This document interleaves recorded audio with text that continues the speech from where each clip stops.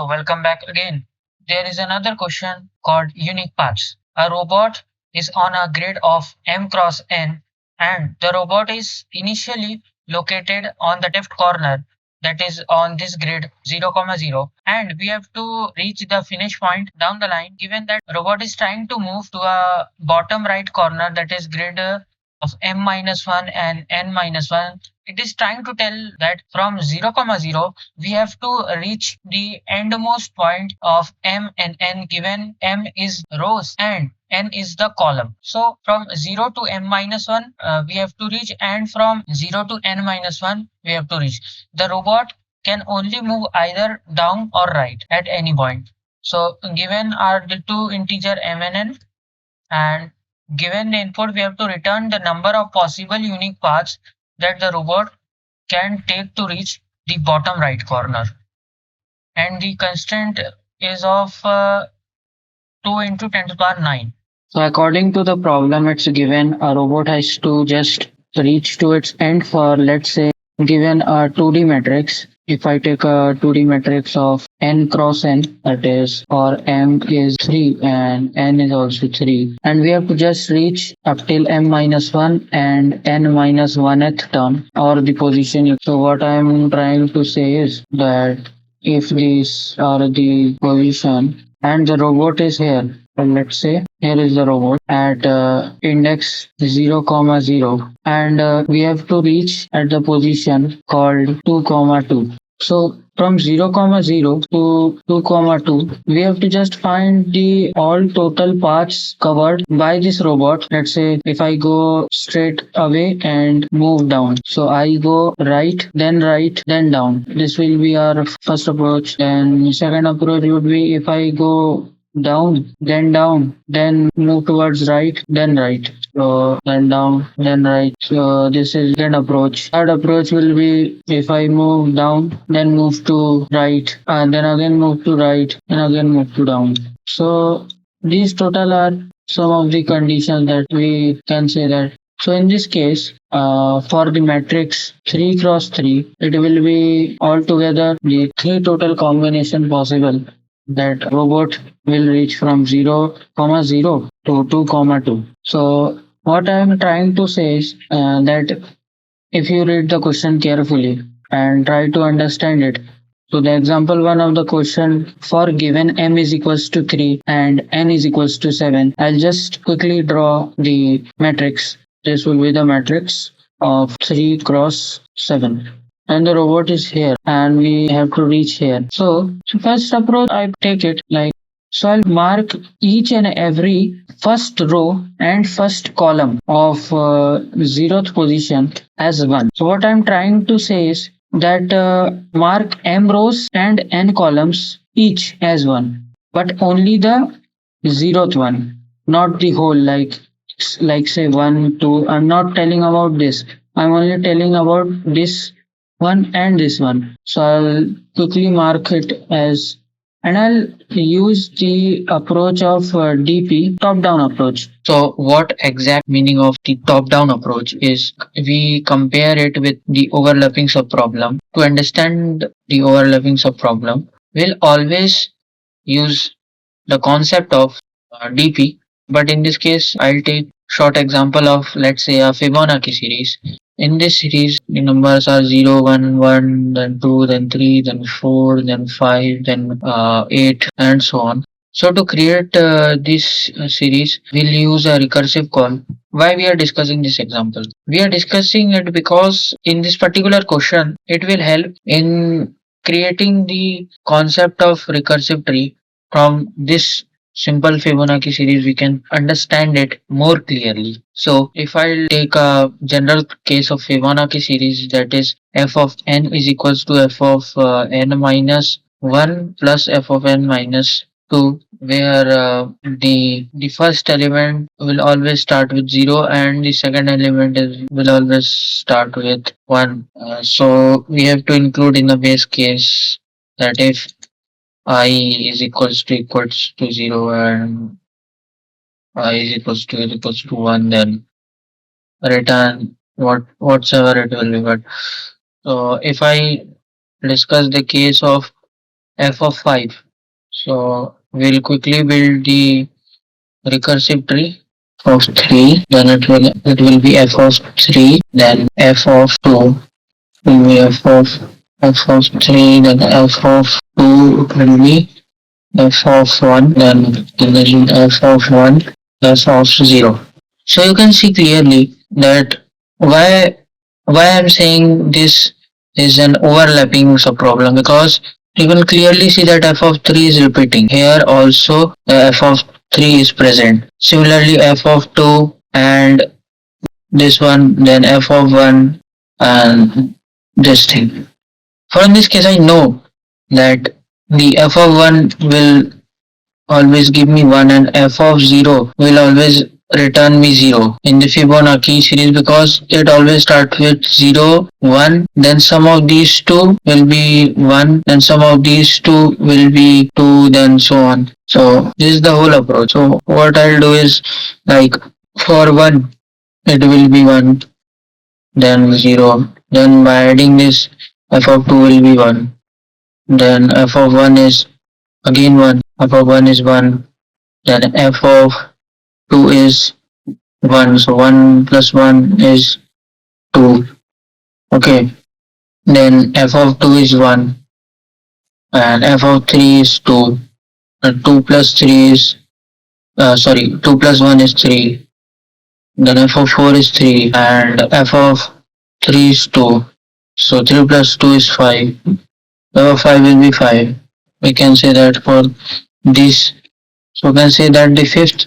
So we can say that the fifth number is 5. If I create an example of 3 cross 3 matrix and try to understand how this DP approach of DP top down approach works. So given question is that we have from point 0 comma 0 to final destination 2 comma 2, we have to reach it.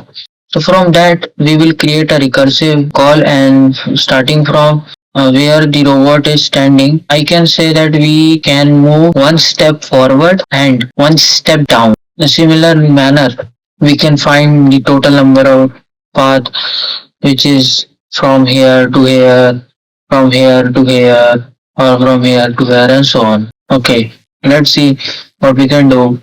So I am drawing the recursive tree. Try to understand it and look it carefully. We will start from position 0 comma 0 and mark it as 1.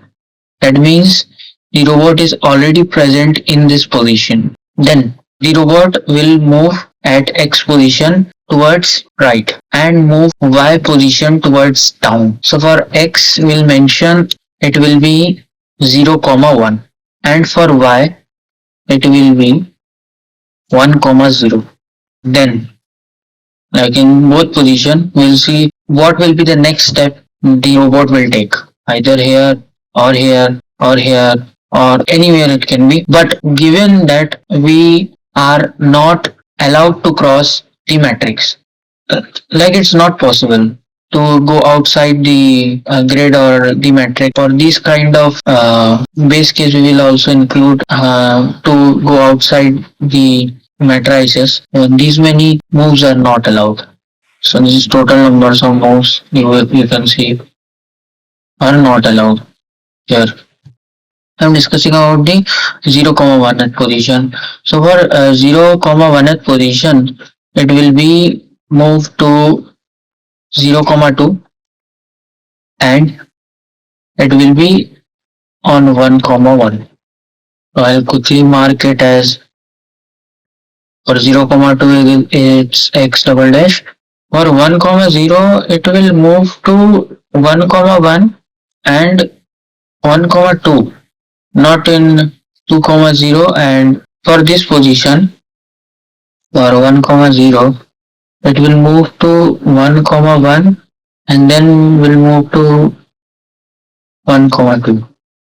These are the condition for f of 1 comma 0 in 1 comma 1 and in 1 comma 2.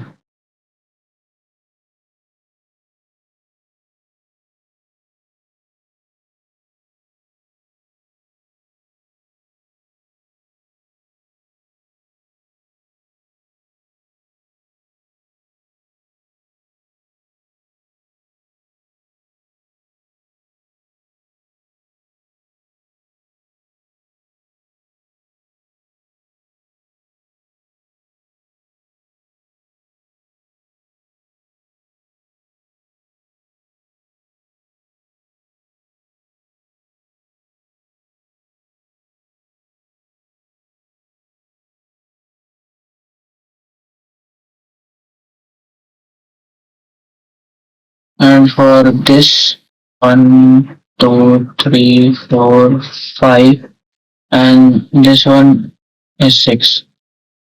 Because I previously told you that the robot already present here. So we have to return one. So the answer would be 6. So that's how it works in the whole thing of the top-down approach we have discussed. But for up, we'll use if I declare a function and for a given function, I is here and j is here. J is at the position m and I at the position n. So we will move I minus one and j, and for down we will move for a function of I comma j minus one, and we will just sum up these two and give the result as up plus down. So these can be the two kind of approach we will use in the array. For these two approaches we will use in this matrix. So what will be their sum? So what will be their sum? Their sum will be 2, simply.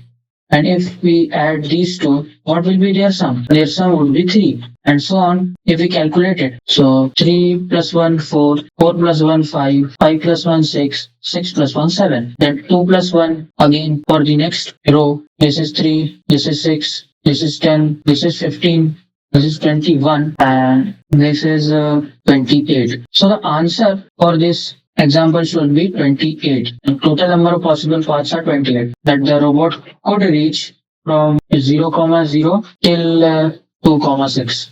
So how will be implemented? So we can say if we quickly see the recursion part, we can say that we can see clearly that each and every part of this matrices are traversed and check each and every element, and there could be a solution where there are repeating solution for, let's say, if I check for 1 comma 0, and another solution could be for, let's say, arises for 1 comma 0. If I use this kind of approach, so it could be like it will be in a simply high condition, and the complexity will rise drastically. So in that condition, we will use the DP memoization, where from grade 0, 0 we have to go to grade m minus 1 to n minus 1, as we have discussed it above. So just the base case, what if the numbers we are just adding up is not a negative number? So it is not possible. Why it is not possible?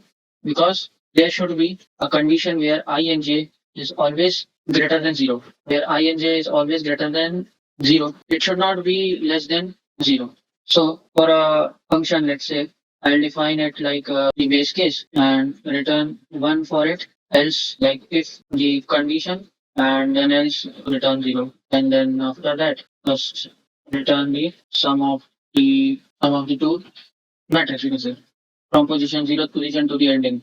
So the first base case would be like the condition is if I'll say I is equals to 0, and for j is equals to 0, then for that it will start. So we'll return a true as 1.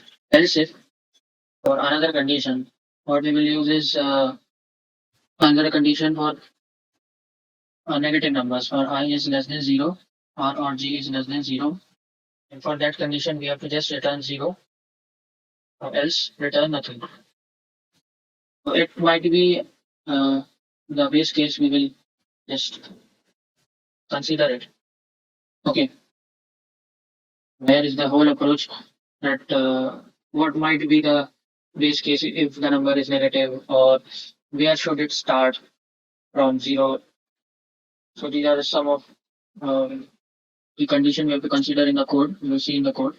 We have defined a function called the unique paths, in which we have taken the two integer as m and n as input and represent the dimension of the matrix. We created a 2D matrix, that is a vector of dp, in which the size of matrix is m cross n, and initializing all the elements to 1. This vector will use to store the all the number of elements we get, and then there we use the nested loop to iterate over each cell in grid.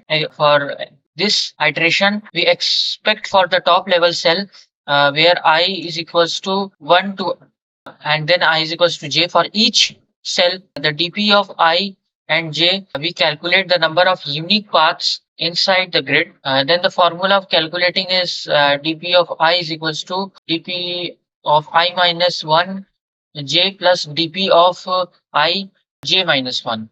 So this is the whole thing. Then we continue to calculate for all the cells in the grid, and moving on by row and column. So finally, we return the value stored in the DP of m minus 1 and n minus 1, which represent the number of the unique paths to reach the bottom right corner of the grid.